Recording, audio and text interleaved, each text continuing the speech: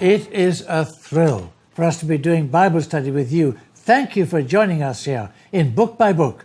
I'm Richard Bewes, joined here by Paul Blacker, my colleague, and by Alec Mathieu, and we're sitting together in the beautiful garden room of a fine Christian household in Ealing, a suburb of London, England. And the sunshine blazing down on us. We've also got the thrill of the Bible in front of us. Book of Isaiah is what we're doing. And we come to our fourth study, which we're going to entitle Glory to the Righteous One, by whom we mean Christ, of course. And chapters 21 to 27 is rather a long section. We can't cover it all, but we'll do what we can, and you can fill out the rest when you take up the book-by-book study guide on Isaiah, which will be available. Please use that if you've got one. And why don't I start at chapter 26? I'm going to read the first 4 verses of that chapter, a song of praise. Here's Isaiah writing, "In that day, this song will be sung in the land of Judah. We have a strong city. God makes salvation its walls and ramparts. Open the gates, that the righteous nation may enter, the nation that keeps faith.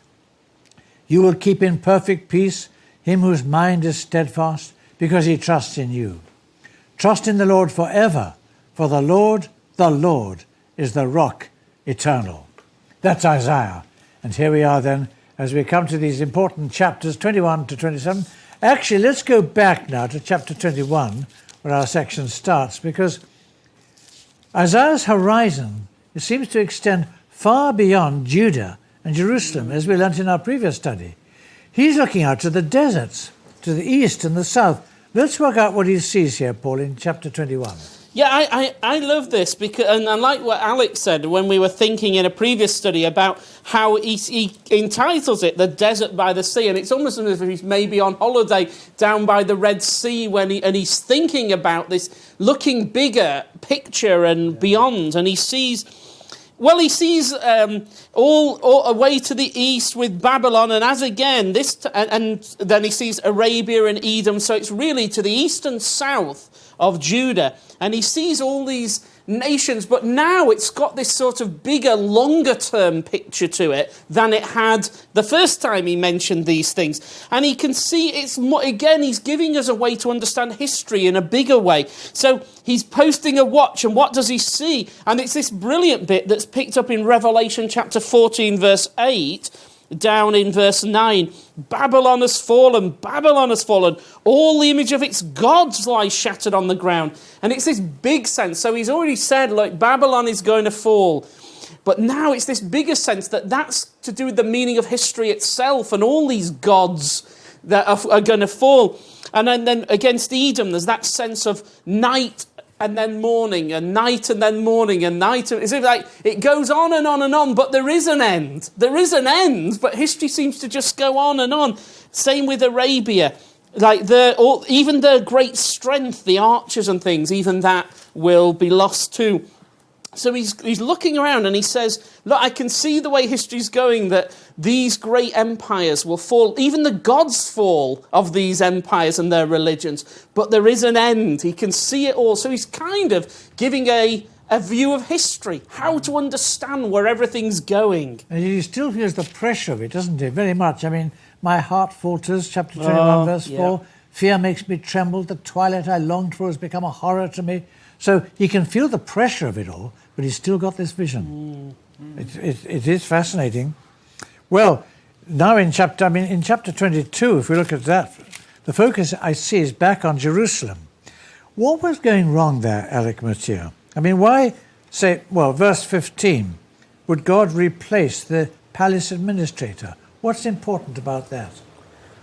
It sounds as though they were having a national holiday to celebrate the completion of Hezekiah's tunnel.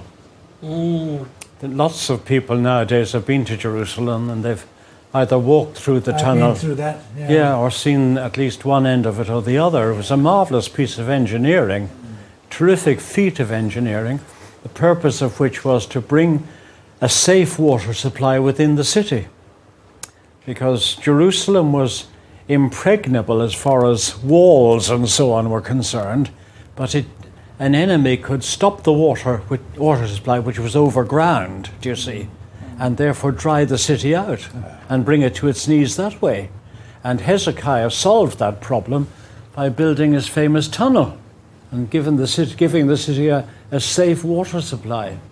And Isaiah comes out on this joyous national bank holiday and says, this is the unforgivable sin. Chapter 22, verse 14. Yes. Why? Why is it the unforgivable sin? It sounds like a great idea. Because it's telling God that he made a mistake.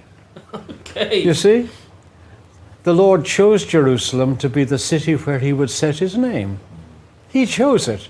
Well, did he go wrong because there was no safe water supply? So if you live in Jerusalem, you either do what Hezekiah did and save yourself by works, or else you trust in the Lord and save yourself by faith. The city compels you to it. And that's why the steward in charge was to be God. That's right. The existing steward, Shebna, and the expected steward, Eliakim, in different ways are subject to the same threat, to turn to ways of self-salvation. And it's a terrible thing to tell God he made a mistake. Wow. And that's what it's about. The actual telling him he made a mistake involved this way of self-salvation. Wow. Anything to add to that, Paul? I mean, that's fascinating that they could have got it so wrong that it has to be drawn to attention by Isaiah. But Isaiah says that this is a sin that can find no atonement. Yeah, because I suppose that you can't make atonement if you're saying I'm trusting in myself and I need to get security for myself. Well, you can't be forgiven for that because the whole way in which we find forgiveness is renouncing that. That's brilliant. People get confused about Jesus' reference to the unforgivable sin. Well, there it is. There it is. It's trusting in yourself. As long as you trust in yourself, you can't be forgiven. Wow. Challenging. Actually, as you move on, you were mentioning earlier about the east and the south. Oh, yeah. Well, now in chapter 23, it seems to be the turn of the north and the west. There's wealthy, heathen, rich seaports of Tyre and Sidon. There's rich merchants. Their future seems to be now in question here. Well, I suppose, I mean, if you're thinking in terms of trusting in your own ability and your own wealth and all that, Tyre and Sidon are incredibly powerful symbols of that. They are. Because these seaports, aren't they? And I think in military terms, they're almost impossible to conquer because they were out on that. And yet they were really brilliant entrepreneurs and they got this trading empire. And it looks from this chapter, they'd sort of got colonies of trading all around the Mediterranean, and we see references to, Egypt and what we call a multinational. They're multinational companies. That's what they are. I love that. The multinational companies in Egypt and Spain, and everyone looks to them, and so of course they have enormous self-confidence, and of course they're centres of Baal worship, aren't they, and all that sort of thing. And so the Lord's having warned Jerusalem not to be trusting in their own ingenuity, then the prophecy turns to really the ultimate examples of trusting in your own ingenuity, Tyre and Sidon, and that they too will be judged and brought down to size, which is, it's an incredible thing. Although I did find it amazing that at the end of that, you think, oh, well, that's it, there can be no hope for Tyre and Sidon. And yet somehow at the end there's that little hint that even their profits and earnings could be turned to the use of the Lord. Now, where's that? Right at the end of the chapter in verse 18, isn't it? 18, yeah. Yes. So even there, it's as if there's still the door left ajar. I love that. Tyre is the only oracle in this section that is mentioned by name. The others are all cryptic references. And I think the purpose of that is to show that, as you might say, eschatology happens to real people. Ooh. There are real people around when the great day of judgment comes, and the great commercial corrupter will be there. It seems that all these kind of historical judgments are samples, of course, of the great day, when everything that can be shaken will be shaken. I mean, I noticed at verse 20, chapter 24, the word earth comes many, many times. Yeah. See, the Lord is going to waste the earth, verse 1. Yeah. Then it's again, verse 3, verse 4, verse 5, the earth is defiled. Verse 6, the curse consumes the earth's inhabitants. Again, verse, it's everywhere. 17, 19, 20, 21, the earth. We'd like to comment a little bit about this, Alec, as we look at chapter 24. Well, nowadays we talk about a global village, don't we? The whole globe, the whole earth is one global village. Everything affects everything else. Well, that's the background to Isaiah 24. He started in chapter 13 with Babylon, and then in chapter 21 it became cryptic, but it was still there. And now in chapter 24, look what it is, verse 10, the city of confusion. What does your translation say? Verse 10, the ruined city lies desolate, the entrance to every house is barred. Just it's the word that's used in Genesis. The whole earth was, as Hebrews says, tohu. The whole earth was without meaning. It was just a meaningless lump at that point. And man's efforts to create a global village will end with that creation of meaninglessness, the city where nothing means anything anymore. Oh, Alec, you take the cities of the world today. Yeah. You've been in some of those great cities. Yeah.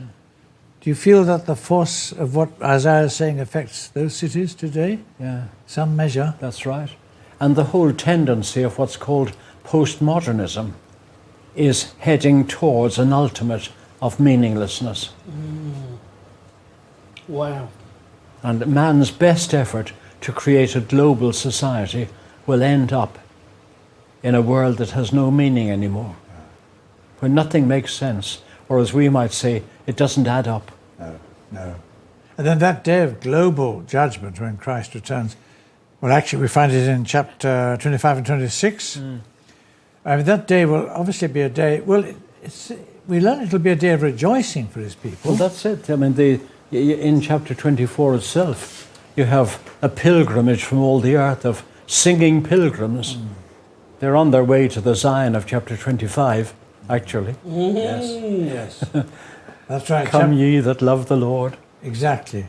So the rejoicing aspect, I mean, it could be said that some of it is a version almost of, some of the language here at least, is perhaps a version of 1 Corinthians 15 with its mention of the resurrection and that confidence. What do you think, Paul? I love that because I quite often when people say, I really love the resurrection hope of the New Testament, and then they'll quote bits of 1 Corinthians 15 or bits of Revelation 21. And now I'm like, whoa, hang on, that's Isaiah. Yeah, go back to the source. That's all those are bits of Isaiah. 26:19, look at that. Oh, yeah. But your dead will live, their bodies will rise, you who dwell in the dust, wake up and shout for joy. Yeah. Right. Your dew is like the dew of the morning. You'll make it fall on the spirits of the dead. Or no, in chapter 25 you get that. Yeah. Chapter 25. A feast of rich food for all peoples. A banquet of aged wine, best of meats, finest of wines. Marriage feast of the Lamb territory, isn't it? It's just... And he will swallow up death forever. Swallow up death forever. I mean, when Paul quotes that, people think the Apostle Paul invented that, and he's like, no, I'm getting it from Isaiah. No. And the sovereign Lord will wipe away the tears from all faces. All that's Revelation 21 stuff. The day that Paul wrote 1 Corinthians 15, Isaiah 25 was the scripture union passage. Yeah, that's right. He must have done.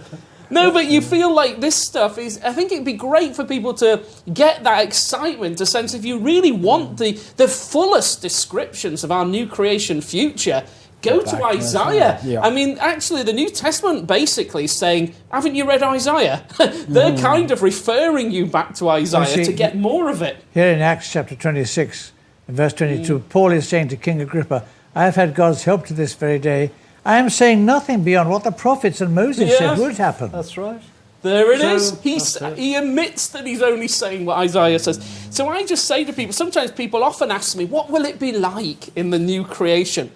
maybe the top tip is go and have a good read of Isaiah. He has these amazing passages, and we didn't have time to do Isaiah 11 in great depth, but Isaiah 11 has some wonderful things about that future. And here, that sense that death's gone, a feast for everybody, marriage feast of the Lamb, and just reading it, you long for it. In our last few seconds together in this study, just a glance at chapter 27. I mean, that future great day, we'll see the Lord dealing with all that opposes us. What's this about, verse 1, about Leviathan, Alec? Leviathan, the gliding Leviathan serpent. appears a few times in the Old Testament. In Job, at the end of Job, he's obviously a great sea monster, and is the fact that the Lord can subdue him is evidence of the Lord's almighty power. But earlier in Job, Leviathan is a mysterious force of chaos. That's the best word I can think of at the moment anyway. He's a force of destruction. And it's in that sense that Leviathan is used here. That references Job 3 verse 8. That here in Isaiah, Leviathan is used in that sense of the ultimate forces of destruction and chaos will be slain by the Lord's sword. The Lord has a threefold sword. It's severe, great and strong. And Leviathan is the fleeing serpent, the twisted serpent, and the reptile in the sea. A threefold enemy and a threefold sword. So is it that the chaos of the city that we heard about in 24, the meaninglessness behind that is a Leviathan, really? Exactly so. Wow, that's powerful. Exactly. And it takes in Isaiah to see this and to tell us and to share his wonderful prophecy with us. As we close off, we'll be coming back again to Isaiah next time round, of course. But for the moment, let's realize what a vigilant man Isaiah was. And we need to cultivate such vigilance ourselves as we look at the cities of our world and what's going on in our world today. And to do as the Lord commanded him in chapter 21, when we almost started there, with, what was it, verse 8. Verse 8, where the lookout, or you'd say, I think from the Hebrew correctly, is a lion. Well, I've got the New King James Version here, and he cried a lion. Now the Hebrew simply says a lion cried, and it's a description of the watchman, resolute, faithful and strong. Lion that he was, he cried out. That's very good. Yeah. Like a lookout, certainly. Day after day, my Lord, I stand on the watchtower. Every night I stay at my post. And that's Isaiah. That ought to be us. If you look at our world, struggling, staggering at times, but nevertheless aware, as Isaiah was, of what is truly happening. God bless you, and thank you for sharing very much in the study. We'll meet again next time.